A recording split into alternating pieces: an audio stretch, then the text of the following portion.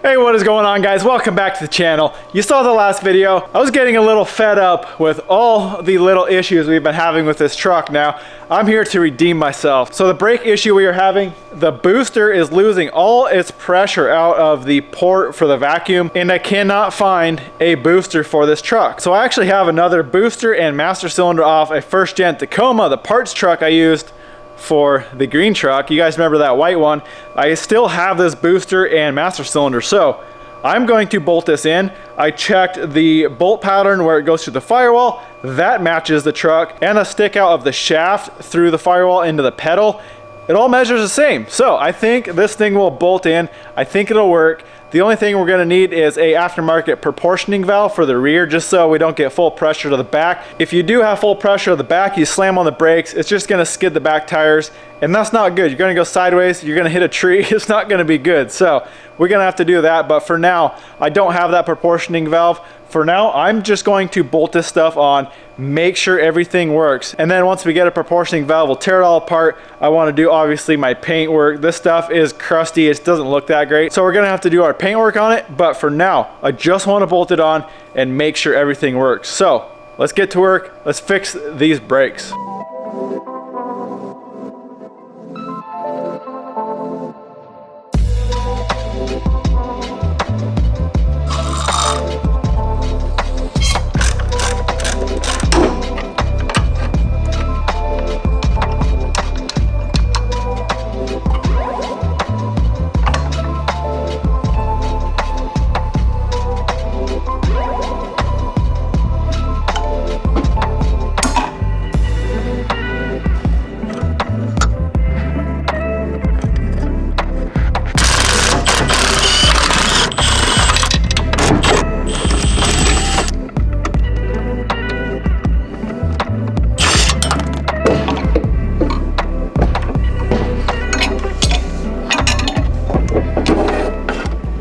All right, here's a comparison between the two systems. So like I said, first gen Tacoma, 77 Hilux. You can see, I'm actually very surprised they put I think this is a 1-inch bore master cylinder on this.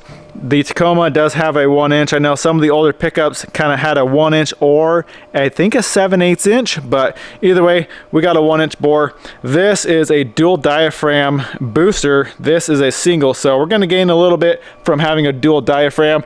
The only other thing I'm worried about is the stick out of the shaft back here and then the bolt pattern through the firewall. So you can see this older Hilux uses this little spacer, which I'll probably use, but check it out. It bolts right on, same bolt pattern. You can see lining these up. They are perfect, touching each other. They are the same exact shaft length. So let's bolt on this booster, bolt on the master. Like I said, we're gonna have to do a proportioning valve, but the cool thing about it is we can put it right where this proportioning valve is, or honestly, I'm gonna try it with this one. I think this is a proportioning valve to kind of reduce the pressure to the rear. This one honestly might work. I might not even have to do anything. So either way, let's bolt all this on and see if it's gonna work.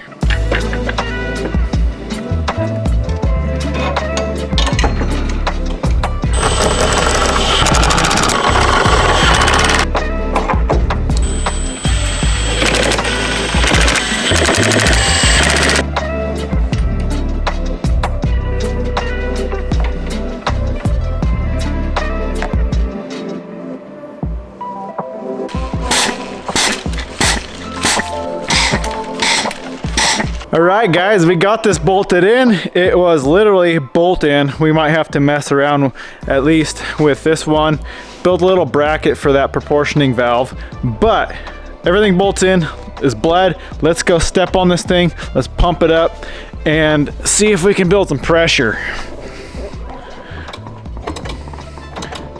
Oh yeah, we already got some pressure. Look at that. And we don't have air coming out of the vacuum port. All right, we're right at the top now. That is perfect, feels amazing. Obviously, once we start the truck and fill that booster with vacuum, it might change. We might need to bleed it a little more. We just did a really quick bleed on it just to make sure this is gonna work. All right guys, I think we got working brakes now. So the game plan, we got a decent day. I got a windshield. I gotta go pick up in a few hours and we gotta get that in today. But for now, I wanna get this thing out. I wanna go putt around the driveway at least. I got my new timing light now. What I'm going to do, you can see this one is a digital light. So this actually shows RPMs and your timing advance. They say you want to set your total timing at like 3,000 RPMs, and you don't want to be, at least on this motor, this build, you don't really want to be over 30 degrees. So that's kind of what we're going to set it at, like 28 to 30, and then we'll kind of see what the base timing is. Now, I'm kind of confused because the company that built this distributor, DUI, they recommend, in the paper they gave me, they recommend setting the base timing at 12 degrees, but then when I go on the website and look at the distributor on their website, it says set it to 8 degrees. So I don't think that really matters that much. What matters the most is your total timing when you're at higher RPM. So that's what we're gonna set it at. We're gonna get it completely warmed up. Hopefully my temp sensor, that leak I found in my temp sensor is not where it screws in. It's actually a crack in the actual sensor. So I have a new one on the way. Hopefully that doesn't spew too much coolant all over once we get this thing up to temperature. But let's get it warmed up. Let's get it outside. Let's go fart around a little bit and then set the timing again. Once it's completely warmed up, I'm sure we'll have to touch up the carburetors just a little bit more, a few little minor adjustments. And then once we get this windshield in, we can go take it out on the road and see how it drives under a load, see how high RPM does. I guess we don't really want to go too crazy yet just because the motor isn't broken in yet, but let's get to work. Let's go outside. Let's drive this thing.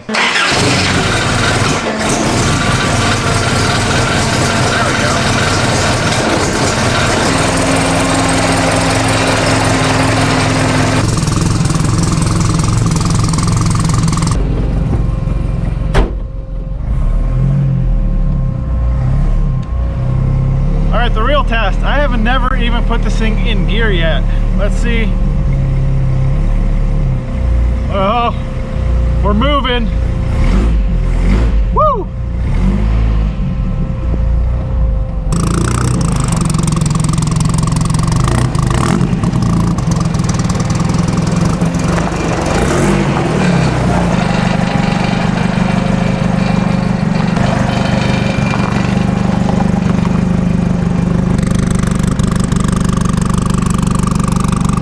All right guys, we are running, we are outside. Everything works so far. The brakes work, they need a little bit more bleeding. Transmission works. Like I said, this thing's all rebuilt, so it's definitely a good feeling when stuff like the transmission actually shifts and it actually moves. Now you can probably hear the fuel pump. This thing is a lot louder than I thought it was gonna be, but honestly, it's an old kind of a rat rod, you know? I don't really care about extra noise, obviously, or else I wouldn't have done the pipes on her, you know? So we are good to go. I'm gonna let this thing idle. I might just kind of hold it at like 1500, 2000 RPMs for, I don't know, 10 minutes just to break this cam in. Now we are gonna have to mess with it again because it's so cold out. Once it warms up and like say springtime, we'll probably have to adjust the carbs again just to get her dialed in, but this thing's actually running pretty decent.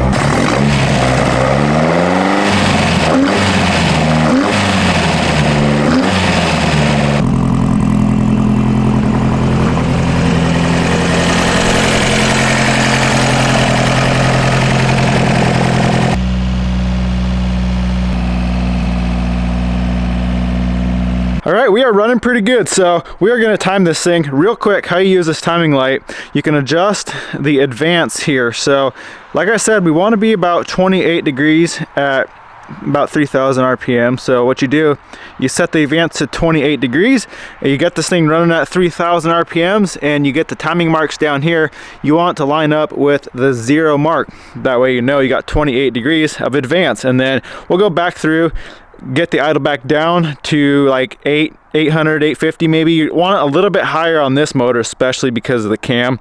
It'll idle smoother, a little bit higher. So we'll get the idle a little bit higher, check the base timing again, and we should be, you know, 8 to 12, somewhere in that range.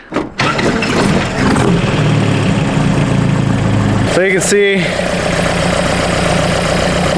I don't even see a mark down there right now because they're 28. Let's check the base timing again right now and see where we're at. So yeah, we're about 10 degrees right now on our base timing. So we'll go back up to 28. Get this thing running at, oops, there we go, 28. Get it running about 3,000 RPMs and set the distributor to 0 degrees.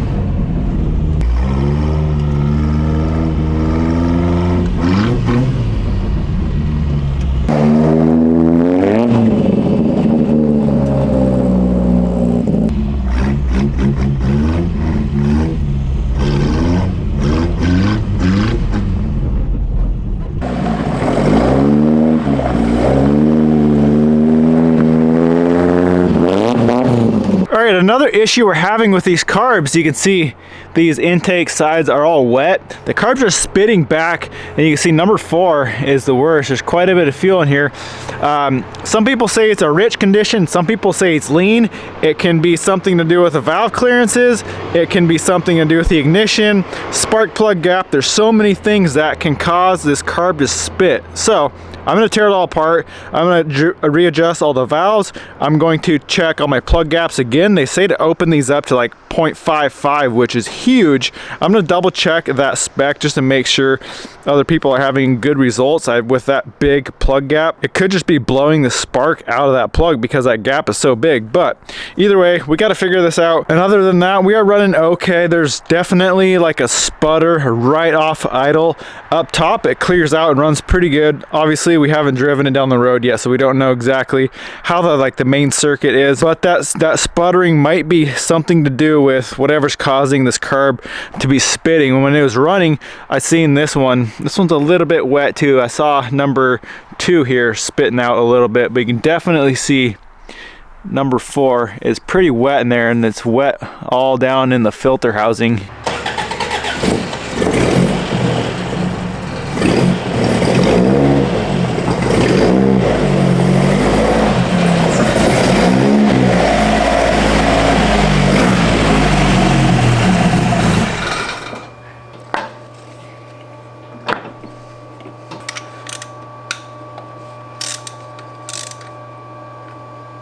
Alright guys, these spark plugs are kind of telling me a story of how this engine's running. So you can see, if you can see this, it's a little bit wet and extremely black. And look at how freaking huge that plug gap is. I don't know, that's what DUI recommended for a gap. I think I'm going to close that up because that is just I think that's just way too big. And a plug gap that's way too big can actually cause a black plug as well. But I do think we're running rich as well. Another reason I think we're running rich is it's spitting, and every once in a while when I turn the truck off, about 2 seconds later it'll backfire, kind of puff, something explodes, some sort of fuel explodes in the exhaust. So I think we're just rich. I think when I had the malfunctioning AFR gauge or the wideband going all the way lean, I think I just thought I was lean because of the gauge and the header turning colors, but I mean, we were only at 300 degrees, so that's not hot. And I was thinking we were just lean,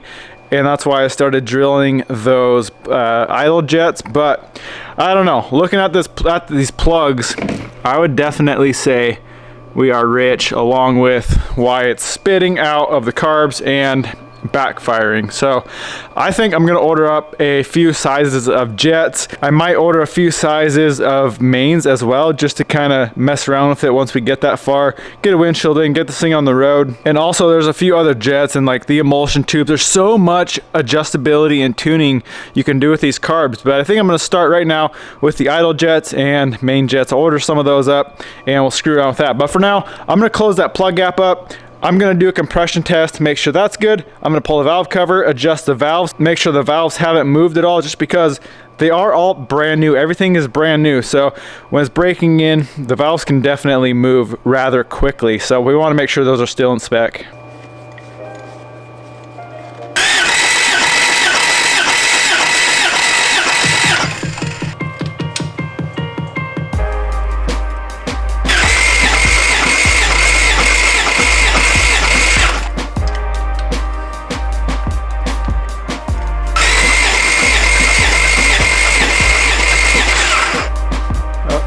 Do it.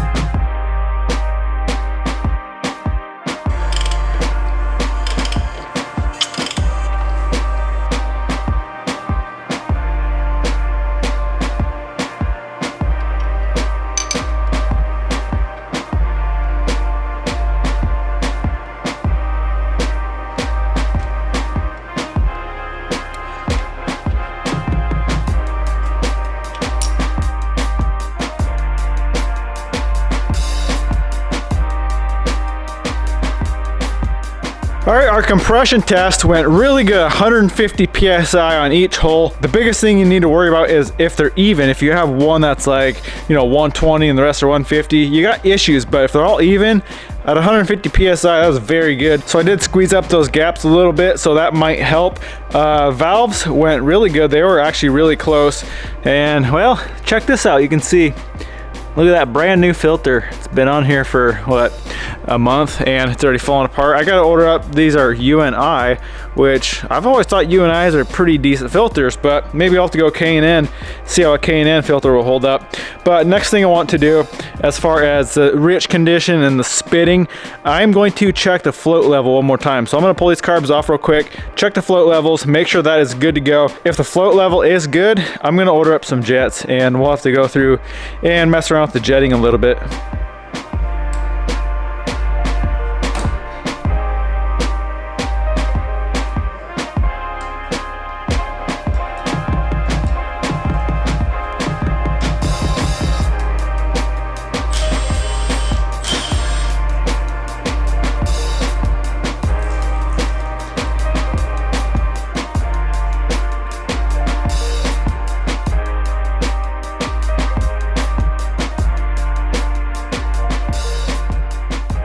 Well, we got the carbs back on. Everything in the carbs looked really good. Float level was perfect. I checked over a few other things. Everything looks really, really good with the carburetor. So I think what I'm going to do, I've talked to a few people, I've done a little bit of research. Even DUI, who makes my distributor, says to advance this timing a little bit. Now, you guys saw I did 28 final.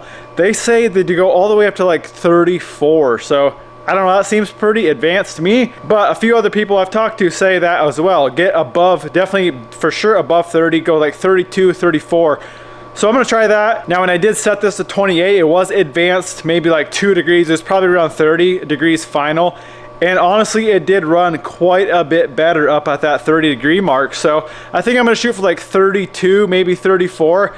And once we drive this thing, I guess if it's not pinging on with our 92 octane, I guess it'll be happy with the timing. Some people even say just advance the timing until you start getting the ping, the detonation, the pinging from being too advanced, and then back it off from there a little bit. So I don't want to do that right now, especially on a brand new motor. I'm going to just set this about like 32, 34 and get everything with the idle and right off idle. It's got that bog. I want to get that figured out. But I'm running to town right now. I'm gonna go grab my windshield so we can get the windshield in and adjust this timing. We'll go drive it. Hopefully a few of these things we do help with the spitting out of the carbs, because that really isn't good.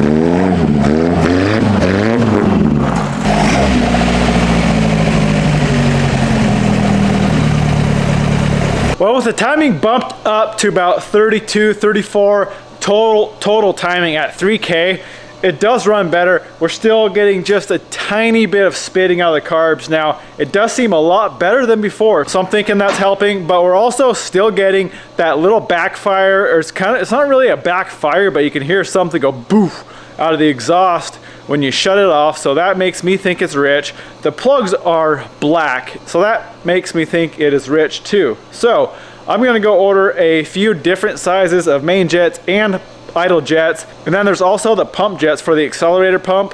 I'm gonna order a few different sizes for that because that affects jetting quite a bit as well. Well, there's the new windshield. I got the gasket over here warming up by the stove. I just figured probably be a little more pliable and easy to rope in with it being warm. So what we got to do, we got to get the gasket on the window, and then in the channel where the gasket sits on this seam here, we got to get rope and wrap it around the entire thing. And then I do have to pull this off to kind of get a little bit more room, get those out of the way. We'll get the windshield set in, and then we'll have to work from the inside and pull the rope. And it's the same process as the back window. When you pull that rope out, it folds this inner lip over this seam here, and then you do that all the way around. I'm really hoping that it goes in easier than that rear window. That thing was an absolute pain in the butt. One thing the glass shop said to do actually is to use silicone or like a dish soap or something around the seal, not on this side but around the seal where it goes onto here, and they said that helps out. A little lubrication helps it pull and helps it slide over a little easier, so we're gonna try that.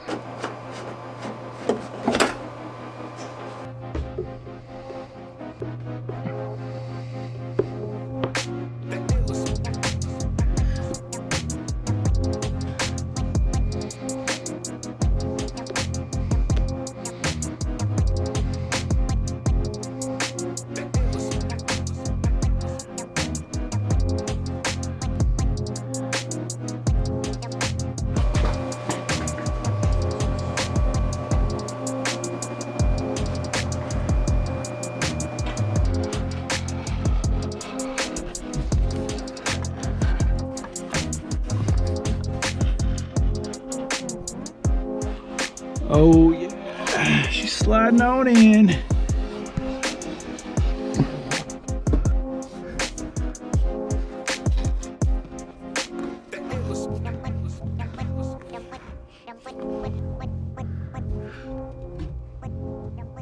All right, we got the window in. Honestly, it went in really easy. It wasn't that bad at all, but it doesn't fit that great. You can see this side's got a little bit of a gap in that corner. The bottom corners look really good, but this side definitely has got a nice gap right here. I don't know if that's the gasket's fault or the window itself, but I don't know, it's fully seated. It's not gonna fall out, so I guess we'll have to live with it. Hopefully it doesn't leak. I mean, the inside lip is fully seated around the entire window, so I'm not worried about it, but it just really bugs me. We got a gap right there. But all in all, I'm happy. We got a windshield in.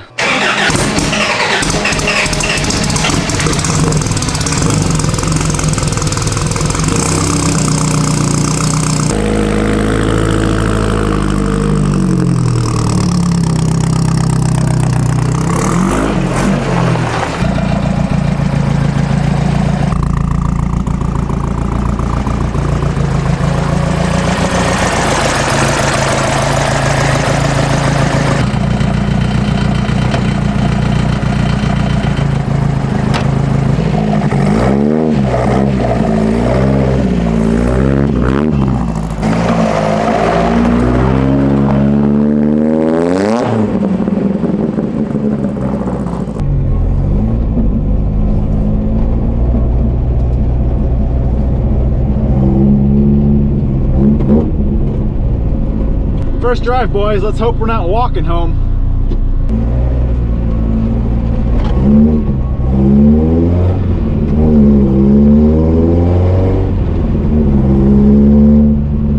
Thing's actually kind of smooth.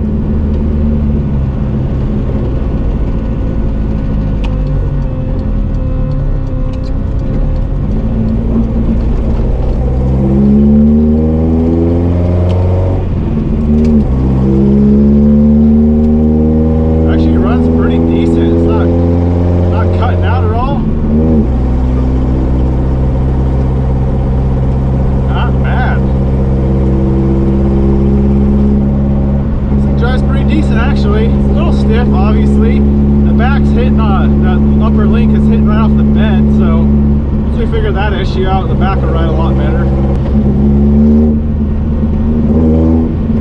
Surprised though, the up above idle thing runs really good. It's just that one little dead spot.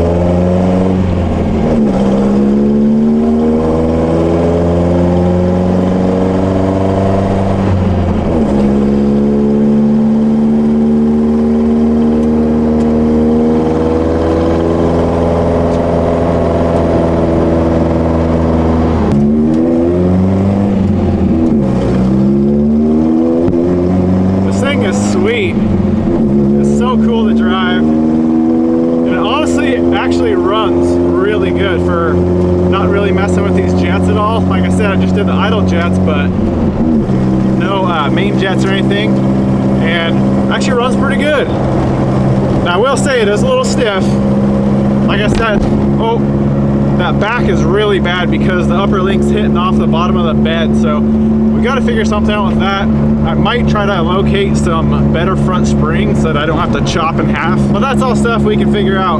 I'm just happy this thing's going down the road, driving halfway decent, and actually running not bad at all. I can't wait to get this thing broken and see what we can do, like wide open throttle. I'm just gonna take it easy for now though. Looks like we got a crazy speedometer. That's a brand new cable. I don't know what's going on there. Everything else is holding temperature fine. Everything else seems pretty good.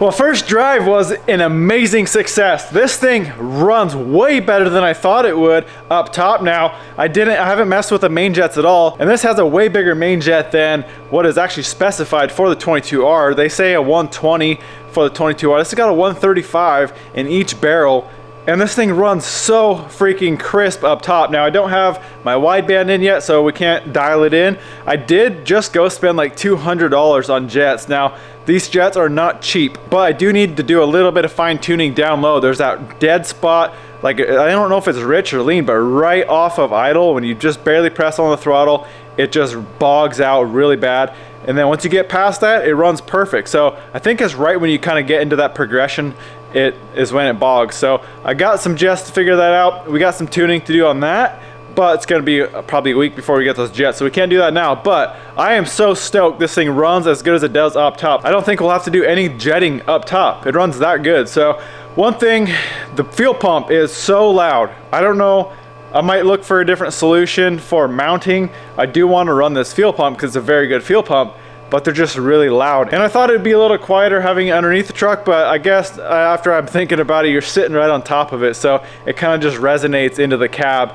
And it's kind of very annoying, honestly. Who wants to listen to a fuel pump? I'd rather listen to the engine. The thing sounds so good. This exhaust sounds perfect. I love it. I love it. It sounds so good, but that fuel pump is annoying. So I may look for a solution for that. Also, I know a lot of you guys are going to comment, I told you so. It's going to ride rough. Yeah, actually, the front isn't bad. This thing does ride rough.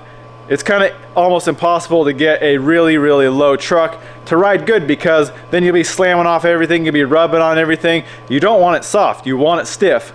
But this thing's extra stiff because my upper link is bouncing off the bottom side of my bed. I got about a, I don't know, quarter inch of clearance there. So that is why this thing is so stiff. We're gonna need to do something with that. I'm honestly thinking, since this thing's just kind of patina, it's kind of rat rod-ish style, I'm thinking about doing a wood floor in the bed, and I don't want to go spend a shitload of money on expensive like hardwood. I may just take some regular like 2x6s or 2x8s and make something cool like that.